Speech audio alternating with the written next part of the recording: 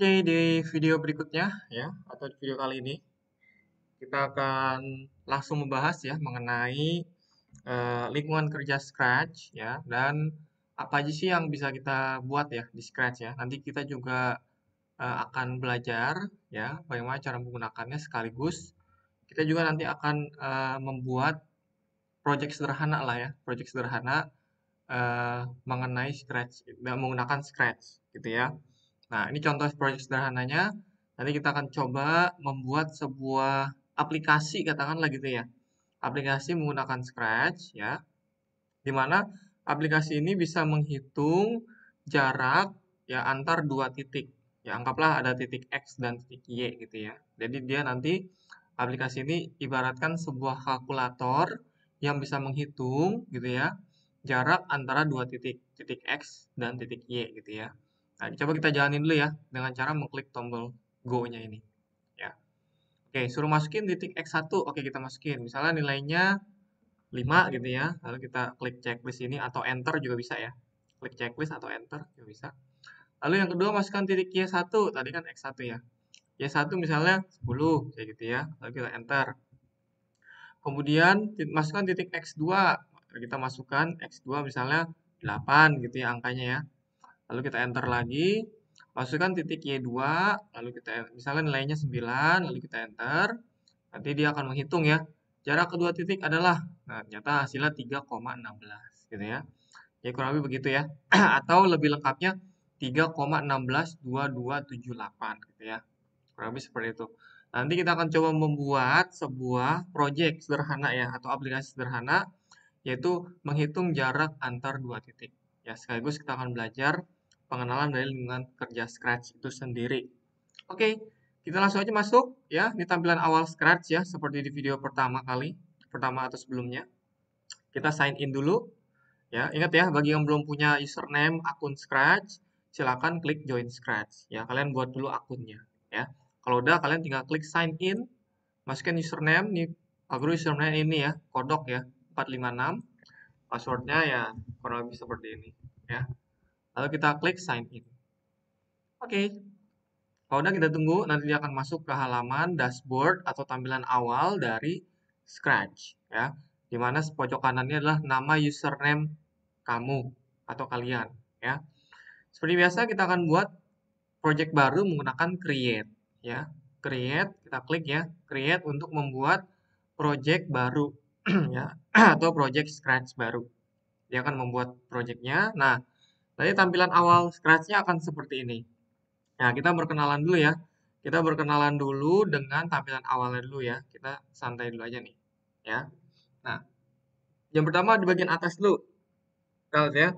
Di bagian atas ini ya, yang ada username kamu ini juga ya. Di pojok kanan ya, ada username setelah kamu sign in. Ini disebutnya sebagai menu bar. Ya, menu bar atau disebutnya tab menu gitu ya. Atau menu bar gitu ya. Nah, sedangkan tulisan code, customs, sounds ya, ini sebutnya tab menu atau tab bar gitu ya. Tab bar lebih tepatnya sih tab bar ya. Ini menu bar ya. Jadi yang bagian atas ini sebutnya menu bar, yang ini sebutnya tab bar ya. Ada code, custom, sound dan lain-lain gitu ya. Nah, kemudian bagian motion, look, sound, event dan kawan-kawannya ini yang sampai bawah ini ya. Ini nanti kita sebutnya sebagai blok kode ya, atau blok palettes atau tab kode istilah gitu ya. Tab kode. Dimana nanti banyak banget kumpulan kode-kode atau blok kode yang bisa kita pakai ya untuk membuat sebuah aplikasi, games ya atau apapun itu di Project Scratch ya. Nah, di bagian tab kode ini ya. Oke ya. Lanjut di selanjutnya ya. Selanjutnya ada bagian yang kosong ini nih ya. Teman-teman bisa lihat ya di bagian kosong ya, cukup lebar ya bagian kosongnya ya. Yang ini. Nah, ini disebutnya sebagai script area. Ya, script area ini ya atau kalau di desain disebutnya Canva ya. Tapi lebih tepatnya script area lebih tepatnya ya. Nah, script area ini berfungsi nanti sebagai tempat kamu menaruh ya blok-blok kode ya yang kamu ambil dari bagian tab kode ini ya ke dalam script area ini. Supaya apa? Supaya untuk bisa menjalankan ya aplikasi atau program yang kamu buat, gitu ya. Nah, selanjutnya ada ini ya, ini ada pengaturan jendela nih sebelah sini ya. Jadi bisa dipilih mau mau posisinya yang seperti ini atau seperti ini. Kalau ini maka tabnya lebih besar ya, gitu ya. Nah, kalau seperti ini script areanya lebih besar. Kalau yang ini script areanya lebih kecil. Jadi silakan sesuaikan saja dengan kebutuhan teman-teman ya. Kalau yang sebelah sini ya paling pojok ini sebenarnya full screen control. Ketika kamu klik dia akan masuk ke tampilan full screen dari aplikasinya aja gitu ya. Nah, kalau mau kembali lagi tinggal klik yang ini ya. Tinggal diklik full screen control lagi. Jadi akan kembali ke project scratch-nya ya. Kurang lebih seperti itu. Selanjutnya ada bagian tombol di atas ini. Nah, tombol ini sebutnya ada dua ya. Yang bendera warna hijau ini sebutnya tombol go. Kalau yang merah ini disebutnya tombol stop ya.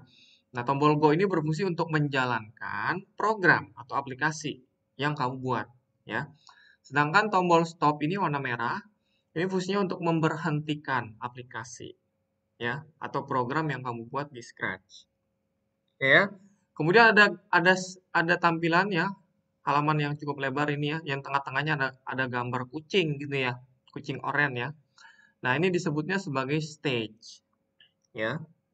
Disebutnya sebagai stage ya, di mana icon kucing yang tengah ini kita sebutnya sebagai sprites atau nama lainnya karakter ya gitu ya. Jadi, nah karakternya juga tidak harus kucing, nanti bisa kita ganti ya. Nanti kebetulan icon Scratch ini defaultnya ya, itu karakternya adalah kucing. Tapi sebenarnya bisa kita ganti nanti sprite-nya ini ya. Sprite-nya atau karakternya kita bisa ganti dengan karakter yang lain. Gitu ya. Nah, kemudian selanjutnya ada yang terakhir ini ya. Di bagian sini. Ini ada namanya stage pan ya. Atau dimana nanti kamu bisa mengganti background ya, background dari tampilan aplikasi kalian gitu ya. Nah, jadi kurang lebih seperti itu ya. Itulah tampilan dari lembar kerja Scratch ya, beberapa menu yang perlu kalian ketahui ya. Oke. Nanti di video berikutnya Pak Guru akan ajarin bagaimana ya cara kita membuat project ini. Ya, udah gak sabar mungkin ya teman-teman ya. Gak apa-apa nanti kita lanjut dulu di video berikutnya karena durasinya udah hampir 10 menit ya. Oke, kita lanjut dulu ke video berikutnya untuk membuat project ini ya. Sekian, terima kasih.